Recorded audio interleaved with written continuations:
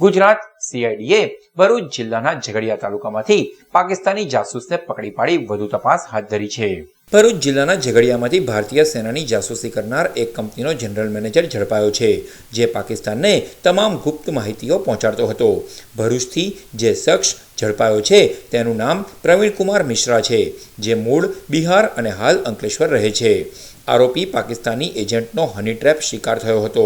આ શખ્સની પૂછપરછમાં તેમજ તેનો મોબાઈલ ચેક કરતા અનેક ચોંકાવનારી માહિતી સામે આવી રહી છે।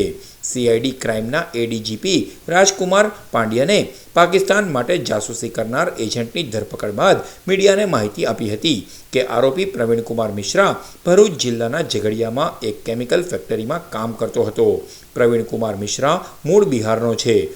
એરોનોટિકલ એન્જિનિયરિંગની તાલીમ લઈને હૈદરાબાદમાં ડીઆરડીઓને મટીરિયલ સપ્લાય કરનાર કંપનીમાં કામ કરતો હતો। પ્રવીણ કુમાર મિશ્રા સોશિયલ મીડિયા થકી સોનલ ગર્ગ નામનું એકાઉન્ટ ધરાવતા એક વ્યક્તિના પરિચયમાં આવ્યો હતો અને હની ટ્રેપમાં ફસાયો હતો। આ એકાઉન્ટ પાકિસ્તાની જાસૂસી સંસ્થા આઈએસઆઈના હેન્ડલર ચલાવતો હતો। આઈએસઆઈના હેન્ડલર દ્વારા આરોપી પ્રવીણ કુમાર મિશ્રા પાસેથી માહિતી માંગવામાં આવી હતી અને મહત્વપૂર્ણ બાબતોની જાસૂસી કરાવવામાં આવતી હતી।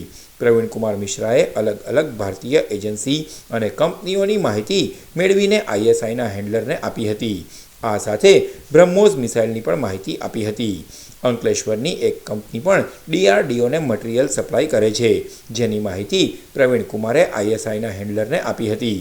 એમઆઈ ઉધમપુર યુનિટ દ્વારા ઇનપુટ મુજબ સીઆઈડી ક્રાઇમે ઓપરેશન હાથ ધર્યું હતું।